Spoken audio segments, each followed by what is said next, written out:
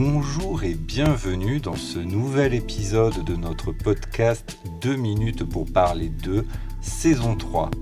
Aujourd'hui, nous allons vous parler management et notamment des 5 erreurs les plus courantes en management d'équipe. Alors, si vous êtes manager aujourd'hui, vous le savez, piloter une équipe, ce n'est pas juste distribuer des tâches et surveiller les résultats, confère notre premier épisode sur le management de cette saison 3. Ce serait bien évidemment trop simple. Manager, c'est jongler entre les objectifs de l'entreprise et les besoins des collaborateurs. Jongler entre les contraintes du quotidien et les ambitions à long terme. Jongler parfois entre ses propres certitudes et les attentes d'une équipe qui change, qui évolue, qui ne fonctionne plus comme il y a 10 ans. Bref, dans ce jeu d'équilibriste, il est normal de faire des erreurs. Tout le monde en fait. Mais certaines erreurs sont plus coûteuses que d'autres. Certaines sapent la motivation, brisent la cohésion, fragilisent la confiance. Et souvent, le plus compliqué, c'est qu'on ne les voit pas venir. Elles s'installent sans bruit, presque naturellement, parce qu'elles découlent de réflexes ancrés depuis longtemps. Prenez un exemple simple, le micromanagement. Vous savez, cette tendance à vouloir tout contrôler, vérifier chaque détail, valider chaque décision. On le fait parfois par souci de bien faire, pour s'assurer que tout avance. Mais les neurosciences nous montrent que ce comportement épuise les équipes. Quand un collaborateur se sent surveillé en permanence, son cerveau active une réponse de stress. Le cortisol monte, la créativité chute. L'autonomie, bien évidemment, en parallèle, elle disparaît. À terme, finalement, c'est la motivation qui s'effondre. Résultat, des équipes qui se replient, qui osent moins, qui prennent moins d'initiatives. Bref, autre exemple, éviter les conversations difficiles. Ça, c'est humain. Personne n'aime annoncer une mauvaise nouvelle. Difficile également parfois de recadrer un comportement ou reconnaître un échec collectif. Mais lorsqu'un manager fuit ces discussions, le non-dit s'installe. Et le non-dit, c'est comme un poison lent. Il crée des malentendus, nourrit les frustrations et, au final, fragilise la relation de confiance. Une étude menée par HEC en 2024 montre que 68% des collaborateurs français qui quittent leur poste déclarent l'avoir fait à cause d'un manque de dialogue ou de reconnaissance. Ce n'est donc pas une question de salaire, c'est bien une question de lien. Et puis, il y a cette idée persistante que l'autorité naturelle suffit pour être respectée. Comme si le rôle de manager donnait par définition le droit d'être écouté. Les nouvelles générations ne reconnaissent plus l'autorité hiérarchique comme un absolu.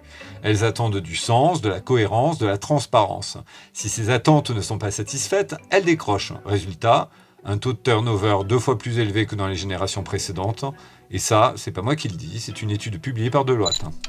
Tout cela ne veut pas dire qu'être manager est une mission impossible. Ça veut simplement dire que pour bien faire, il faut comprendre les pièges dans lesquels on peut tomber.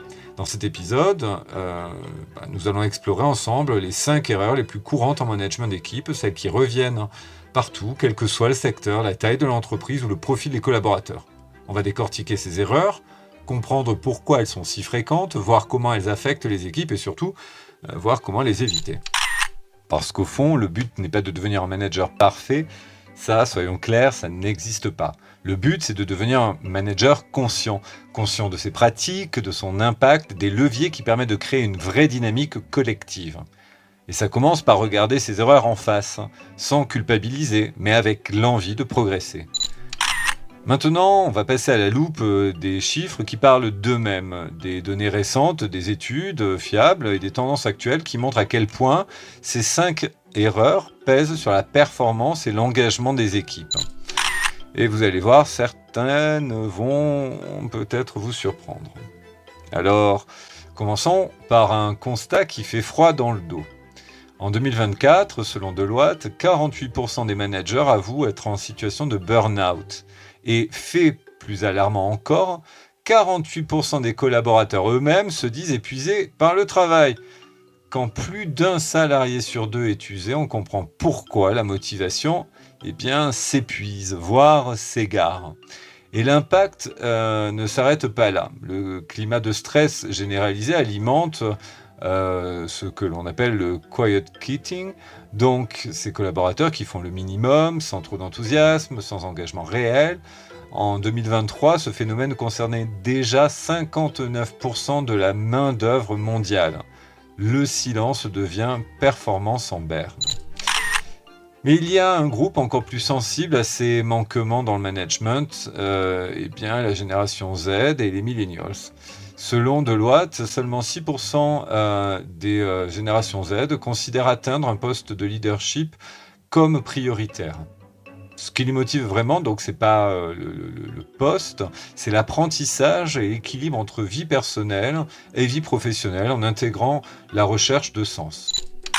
Plus révélateur encore, 86% de la génération Z et 89% des millennials estiment qu'avoir du sens dans leur travail est essentiel à leur bien-être professionnel. Et ce besoin est si fort que près de la moitié des individus de cette génération ont déjà refusé une mission ou un poste parce que l'employeur ne semblait pas correspondre à leurs valeurs.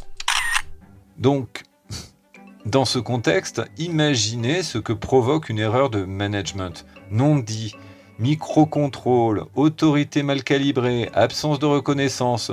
Ce sont autant de petites fissures qui peuvent faire éclater la cohésion.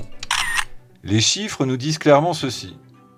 Manager aujourd'hui sans conscience de ces enjeux, c'est inviter l'usure, le désengagement et bien évidemment la fuite, silencieuse ou ouverte d'ailleurs, de talents précieux.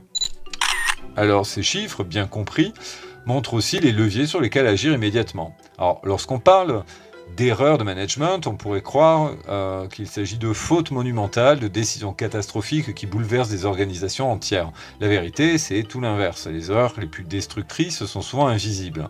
Elles se glissent dans le quotidien, presque discrètes, presque naturelles. Et c'est précisément pour cela qu'elles sont si fréquentes et si dangereuses. La première, c'est celle du micromanagement. L'envie de tout contrôler, de relire chaque mail, de valider chaque détail, de suivre chaque mouvement. Oui, mais je sais qu'elle ne sait pas faire, alors je vais la surveiller. Eh bien oui, on le fait souvent par souci d'efficacité pour garantir un résultat impeccable. Mais ce réflexe, poussé trop loin, étouffe l'autonomie. Les neurosciences nous montrent que lorsqu'un collaborateur sent qu'on ne lui fait pas confiance, son cerveau active les mêmes zones que celles liées au rejet social. En clair, il se met en alerte. La motivation diminue, la créativité se bloque et l'initiative disparaît. Résultat, les meilleurs talents finissent par se démobiliser ou partir. La deuxième erreur, c'est l'évitement des conversations difficiles. Reprendre un collaborateur qui dérape, annoncer un changement impopulaire, évoquer une erreur commise, ce sont des moments inconfortables, on le sait. Beaucoup de managers les repoussent, espérant que ça passera tout seul. Mais rien ne passe tout seul. Le non-dit s'installe, la frustration grandit et peu à peu, la confiance se fissure. Une étude menée par HEC en 2024 l'a démontré, 68% des départs volontaires sont liés à un sentiment d'incompréhension ou de manque de reconnaissance, plutôt qu'à des désaccords sur le salaire. Donc encore une fois, ce n'est pas l'argent qui pousse les gens à quitter leur poste, ce sont les relations abîmées. Troisième erreur, c'est confondre autorité et pouvoir. Certains managers pensent encore que diriger, c'est imposer. Je décide, donc j'ai raison. Mais ce modèle ne fonctionne plus, surtout avec les nouvelles générations. La génération Z, par exemple, ne reconnaît plus l'autorité hiérarchique par défaut. Pour elle, le respect se gagne. Il se construit par la cohérence, par l'exemplarité, par la capacité à donner du sens. Lorsque ces ingrédients manquent, le désengagement s'installe très vite. Les chiffres sont parlants. Selon Deloitte, 58% des générations Z déclarent avoir déjà quitté un poste parce qu'ils ne trouvaient pas de raison d'y rester. Pas de sens, pas d'engagement. Quatrième erreur, c'est d'oublier la reconnaissance. On sous-estime à quel point dire merci, valoriser un effort, féliciter une réussite impacte la motivation. Selon une étude de Gallup menée en 2024, les collaborateurs qui reçoivent régulièrement des signes de reconnaissance ont 3 fois plus de chances d'être engagés que les autres. Pourtant, dans de nombreuses entreprises, la reconnaissance reste rare. J'ai accompagné des équipes, et notamment des managers, et il était clair que le système de la reconnaissance n'était pas justement reconnu chez eux. Bien dommage. Le problème, c'est que cette absence de reconnaissance n'est jamais neutre. Encore une fois, vive les neurosciences, le cerveau interprète ce silence comme un signal de désintérêt, voire de rejet. Et donc, le lien se fragilise et avec lui la performance collective. La 5e erreur, peut-être un peu plus insidieuse, c'est l'oubli du sens. À force de courir après les résultats, certains managers en oublient d'expliquer pourquoi. Pourquoi on fait ce projet ? Pourquoi on vise cet objectif ? Pourquoi ce changement est nécessaire ? Or, le cerveau humain a besoin expressément de comprendre la finalité de ses actions. Sans ça, il déconnecte. Une étude McKinsey a révélé que 72% des collaborateurs qui perçoivent clairement le sens de leur travail sont 2 fois plus engagés que les autres. Et à l'inverse, ceux qui ne voient pas de cohérence perdent rapidement leur énergie, leur implication et parfois leur poste. Toutes ces erreurs ont un point commun. Elles ne viennent pas d'un manque de compétences, mais d'un décalage. Un décalage entre ce qu'on pense que les équipes attendent et ce qu'elles attendent réellement. Un décalage entre un modèle ancien centré sur le contrôle et un monde nouveau centré sur la coopération, la confiance et la reconnaissance. Le management d'aujourd'hui n'est plus une question de process figé, c'est une question de relations humaines et la bonne nouvelle, c'est que ces erreurs, une fois identifiées, peuvent être corrigées. Ce qui exige finalement prise de conscience, beaucoup d'humilité, ou en tout cas un peu, et la volonté d'expérimenter d'autres manières de faire. Alors, on a parlé des erreurs, on a vu les impacts. Maintenant, parlons solutions, parce que être manager aujourd'hui, ce n'est pas seulement éviter les pièges, c'est construire des pratiques qui font grandir les équipes. Et heureusement, la bonne nouvelle, c'est que les leviers existent. Ils ne demandent pas de bouleverser tout le fonctionnement de l'entreprise, mais d'adopter de nouvelles habitudes, souvent simples. Certaines peuvent se montrer contre-intuitives, mais elles sont toujours efficaces. Le premier levier, c'est de restaurer la confiance. La confiance, ce n'est pas un concept abstrait, c'est une mécanique biologique. Quand un collaborateur sent que son avis est écouté, que ses idées comptent, son cerveau libère de l'ocytocine, l'hormone du lien social. Résultat, plus de coopération, plus d'ouverture, plus d'énergie collective. Pour y parvenir, il suffit parfois de petites choses, poser des questions plutôt que de donner des ordres, demander un avis, partager une décision. Voilà, confère épisode précédent à ce sujet. La clé finalement, c'est d'installer un climat où chacun se sent utile et légitime.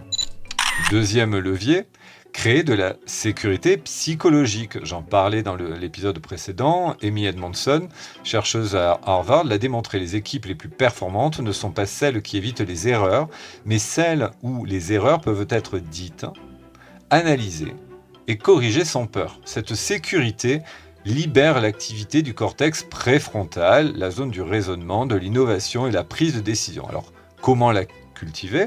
En valorisant les essais, le principe du test and learn par exemple, en normalisant le droit à se tromper, en montrant que chaque échec est une source d'apprentissage. Dans un monde où tout s'accélère, un manager qui encourage l'expérimentation donne un avantage finalement assez compétitif à son équipe. Troisième levier, redonner du sens. On l'a vu, on le sait, sans finalité claire, la motivation s'effrite. Expliquer le pourquoi derrière chaque objectif, chaque projet ou chaque changement n'est pas un luxe, c'est une nécessité. Les neurosciences nous apprennent que lorsque le cerveau perçoit un but clair et atteignable, il libère davantage de dopamine, l'hormone de la motivation. Concrètement, il s'agit de prendre le temps, lors d'une réunion ou d'un échange informel, de rappeler à quoi contribue le travail de chacun, pas seulement un chiffre, mais un impact, une vision, un rôle dans une histoire collective. Quatrième levier, cultiver la reconnaissance. La gratitude, ça ne coûte rien, mais ça rapporte énormément. On le sait, les études le montrent, les collaborateurs qui reçoivent une reconnaissance régulière sont 2 à 3 fois plus engagés que ceux qui n'en reçoivent pas. Et attention, la reconnaissance ne se limite pas à dire bravo. Elle consiste à nommer précisément ce qui a été bien fait, à valoriser un effort, une idée, une initiative. Plus la reconnaissance est spécifique, plus elle active les circuits neuronaux liés au plaisir et plus elle alimente la motivation durable, donc la motivation intrinsèque. Enfin, 5e levier, adopter une posture de coach. Le manager d'aujourd'hui n'est plus celui qui détient toutes les réponses, c'est celui qui pose les bonnes questions. Quand vous invitez un collaborateur à trouver lui-même une solution, vous activez son hippocampe, la zone clé de la mémoire et de l'apprentissage. Résultat, il s'approprie ses actions, prend plus d'initiative, développe ses compétences, j'en parlais dans l'épisode précédent. Ça le stimule certes, mais aussi ça le responsabilise. Cette posture en fait de coach demande de lâcher un peu de contrôle, mais bien évidemment le retour sur investissement est plutôt intéressant. Plus les équipes sont autonomes, plus elles sont créatives et plus elles sont engagées. Ces leviers, soyons clairs, ne sont pas des recettes miracles. Ils ne s'appliquent pas en cochant des cases, mais en changeant finalement le regard. L'idée, c'est de passer du « je contrôle » au « j'accompagne », du « je dirige » à « j'inspire ». C'est là que tout se joue. Dans un contexte où la fidélisation des talents devient un défi majeur, finalement, ces gestes simples créent un environnement où les collaborateurs ont envie de rester, d'apprendre et de contribuer. Alors, que retenir de tout ça ? Manager une équipe, ce n'est pas éviter les erreurs à tout prix, c'est accepter qu'elles existent, les reconnaître et savoir les transformer en levier d'apprentissage. Parce qu'au fond, ces 5 erreurs sont universelles. Nous les avons toutes commises un jour et c'est normal. La vraie différence, ce n'est pas de ne pas se tromper, mais de choisir d'en faire un point d'évolution. Les collaborateurs d'aujourd'hui attendent autre chose qu'une gestion froide et descendante. Ils veulent de la clarté, du sens, de la confiance. Et ce n'est pas une mode, c'est une nécessité. Les neurosciences nous l'ont montré tout au long de cet épisode. Le cerveau humain a besoin de sécurité, de reconnaissance et d'autonomie pour s'engager pleinement.